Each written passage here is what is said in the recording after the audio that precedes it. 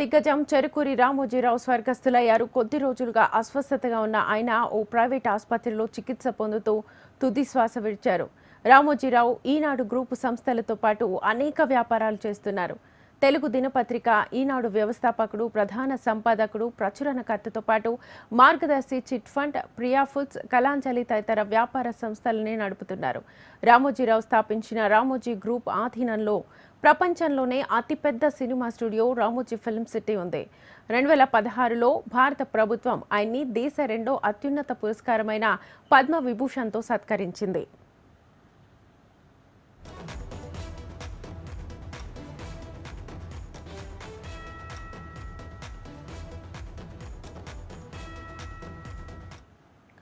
గుండె సంబంధిత సమస్యలతో హైదరాబాద్ నానక్రామ్గూడలోని స్టార్ ఆసుపత్రిలో తెల్లవారుజామున 3:45 తుది శ్వాస విడిచారు.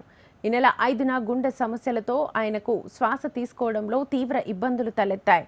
దీంతో హుటాహుటిన ఆసుపత్రిలో చేర్పించారు. వైద్య పరీక్షల అనంతరం గుండెకు స్టంట్ వేశారు. అనంతరం ఐసీయూలోనే చికిత్స అందించారు. పరిస్థితి విషమంగా ఉండడంతో చికిత్స పొందుతూ తెల్లవారుజామున ఆయన మృతి చెందారు. ఆయన పార్థివ దేహాన్ని రామోజీ ఫిల్మ్ సిటీకి తరలిస్తున్నారు. 2 రోజులుగా ఐసీయూలో ఉన్న ఆయన ఆరోగ్యం శుక్రవారం రాత్రి విషమించింది. దీంతో శనివారం తెల్లవారుజామున ఆయన స్వర్గస్థులయ్యారు. గత కొద్ది రోజులుగా రామోజీరావు వయసు సంబంధిత అనారోగ్యంతో బాధపడుతూ వస్తున్నారు. ప్రస్తుతం ఆయన వయస్సు 88 ఏళ్లు.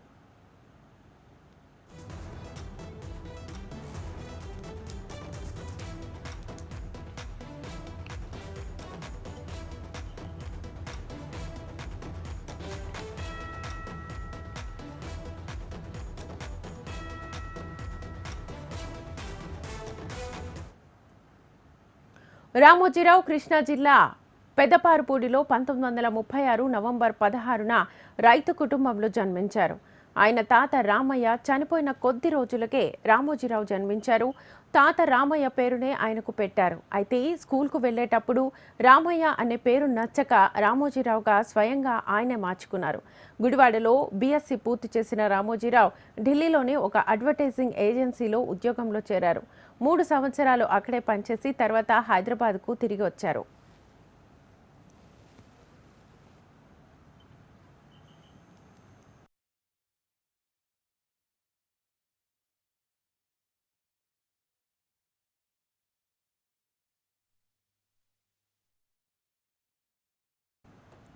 ప్రస్తుతం రామోజీరావు వయసు 88 సంవత్సరాలు. వ్యాపార దిగ్గజంగా ఆయనకు గొప్ప పేరుంది. మీడియాతో పాటు అనేక వ్యాపారాల్లో రాటుదేలారు రామోజీరావు. ఈనాడు సంస్థలు, మార్గదర్శి, చిట్ ఫండ్స్, ప్రియా ఫుడ్స్ వంటి వ్యాపారాలు నెలకొల్పి ఎంతో మందికి ఉపాధిని కల్పిస్తున్నారు. అంతేకాక రామోజీ ఫిల్మ్ సిటీ ఏర్పాటు చేసి హైదరాబాద్ సినీ పరిశ్రమ అభివృద్ధిలో భాగమయ్యారు రామోజీరావు. చిన్నతనం నుంచే ఆయనకు సాహిత్యం పట్ల అభిరుచి అబ్బింది.